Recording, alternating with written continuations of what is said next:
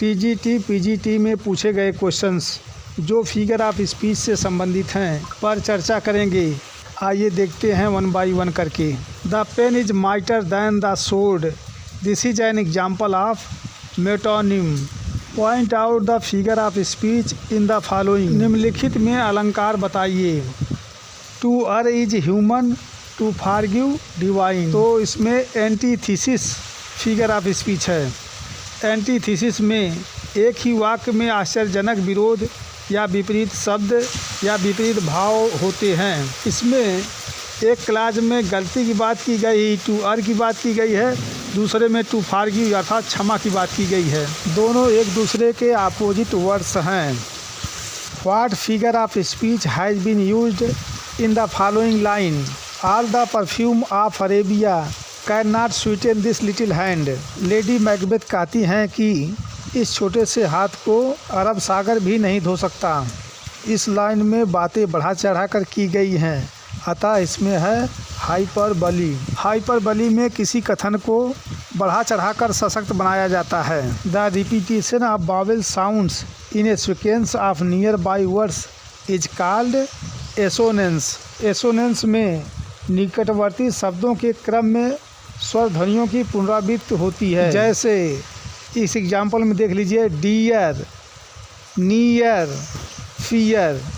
इस लाइन में vowel sound का रिपीटिशन हो रहा है। The opposite of hyperbole is meiosis.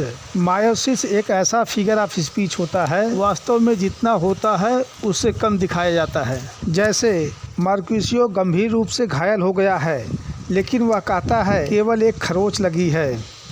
5 miles meandering in a mazy motion is an example of alliteration। Alliteration में शब्दों की शुरुआत में समान ध्वनियों की पुनरावृत्ति, आमतौर पर कॉन्सोनेंट ध्वनियों की पुनरावृत्ति होती है। जैसे माइल्स, मींडरिंग, मैजी, मोशन। इसमें मा साउंड का कई बार प्रयोग हुआ है। What is the name of an implied simile, metaphor. ऐसा फिगर ऑफ स्पीच जिसमें सिमिली छिपी हुई होती है, निहित होती है, उसका क्या नाम है? उसका नाम है metaphor.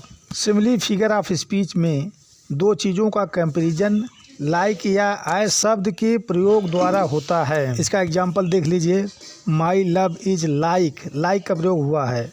My sub is like a red rose. Metaphor figure of speech में दो चीज़ों की तुलना तो होती है लेकिन इसमें लाइक या इस शब्द का प्रयोग नहीं होता है। जैसे the camel is the ship of the dessert. ऊँट रेगिस्तान का जहाज होता है। ऊँट को सीधे रेगिस्तान का जहाज मान लिया है। ऊँट को सीधे जहाज मान लिया है, जहाज।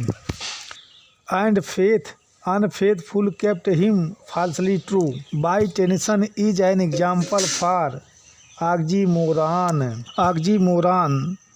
एंटीथीसिस का एक विशेष रूप है। यह फ्रेज में परस्पर विरोधी अर्थ वाले दो या दो से अधिक शब्दों को एक साथ लाता है। जैसे फेथ, अनफेथफुल दोनों परस्पर विरोधी हैं।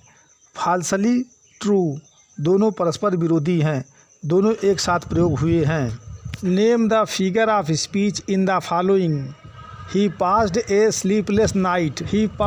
स्लीपलेस नाइट में फिगर ऑफ स्पीच है ट्रांसफर्ड इपिथेट। वह फिगर ऑफ स्पीच है जो ग्रामेटिकली एक नाउन की विशेषता बताता है, उस नाउन की विशेषता नहीं बताता है जिसे वास्तव में वह क्वालिफाई करता है या क्वालिफाई कर रहा है। जैसे सेंटेंस में नाइट की विशेषता बता रहा है, नाइट स्लीपलेस है, रात नहीं सो पाई है, जबकि सेंटेंस का अर्थ है कि वह पूरी रात नहीं सो पाया है, अर्थात स्लीपलेस एडजेक्टिव ही को क्वालिफाई कर रहा है। वास्तव में love is an ideal thing, marriage is a real thing. इसमें कौन सा फिगर ऑफ स्पीच है? तो antithesis. What is the word for a play on words. Play on words के लिए इसमें कौन सा शब्द है? तो पन है, पन फिगर ऑफ स्पीच में शब्दों का खेल होता है। शब्दों का एक ही शब्द में डबल मीनिंग निकलती है। जैसे राजदूत वह सज्जन व्यक्ति होता है जो अपने देश की भलाई के लिए विदेश में रहता है। इस सेंटेंस का दूसरा अर्थ यह भी निकलता है, राजदूत एक ऐसा सज्जन व्यक्ति होता है जो अपने देश की भलाई के लिए विदेश में झूठ बोलता है। तो इस सेंटेंस में लाइज का डबल मीनिंग है। लाइज मीन्स रहना और लाइज मीन्स झूठ बोलना, डबल मीनिंग निकलता है। Identify the figure of speech in the following sentence. He is cheerful pessimist, इसमें ऑक्सीमोरॉन फिगर ऑफ स्पीच है। Identify the sentence with A metaphor.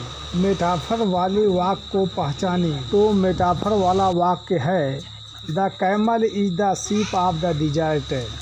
Find out the figure of speech used in the following sentence. Speech is silver but silence is gold. Speech is silver but silence is gold में figure of speech है antithesis. 10,000 saw I at a glance में figure of speech है hyperbole. Milton thou shouldst be living at this hour में figure of speech है apostrophe. Apostrophe वह figure of speech है जिसमें dead, absent या personified object या आइडिया के लिए प्रत्यक्ष संबोधन होता है। यहाँ पर मिल्टन जो कि डेड है, इनको संबोधित किया गया है। It was the best of times, it was the worst of the times में फिगर ऑफ स्पीच है antithesis. Denouement is related to a play. Denouement का अर्थ है नाटक का अंत, सुखांत में हो, हैप्पी में हो। Point out the figure of speech in the following line. निम्नलिखित लाइन में फिगर ऑफ स्पीच बताइए। फुल फैदम 5 दाई फादर लाइज में अलंकार है alliteration. I am so hungry I could eat a horse. मुझे बहुत भूख लगी है, मैं एक घोड़ा खा सकता हूँ। तो इस लाइन में फिगर ऑफ स्पीच है hyperbole. Hamlet lying wounded says to his friend Horatio I am dead. घायल अवस्था में पड़ा हैमलेट अपने मित्र से कहता है होरेशियो मैं मर गया। यह लाइन एग्जाम्पल है प्रोलिप्सिस का। The figure of speech in but patience to prevent that murmur soon replies is a personification. The substitution of part for the whole is. एक पार्ट संपूर्ण को प्रदर्शित करता है synecdoche figure of speech में। The holy time is quiet as a nun. इस line में figure of speech है simile. This sea that bares her bosom to the moon. इस लाइन में फिगर ऑफ स्पीच है personification. What is direct address to the dead, to the absent और to a personified object और idea. यदि direct संबोधन dead के लिए होता है, एब्सेंट के लिए होता है, या पर्सनिफाइड ऑब्जेक्ट के लिए होता है, या कोई आइडिया के लिए होता है, तो वह फिगर ऑफ स्पीच होता है apostrophe. Alliteration is the repetition of speech sounds in the sequence of nearby words usually applied to consonants only. Alliteration में आसपास के शब्दों के क्रम में स्पीच साउंड्स की पुनरावृत्ति होती है, जिसे आमतौर पर प्रयोग किया जाता है केवल व्यंजन का, कॉन्सोनेंट का।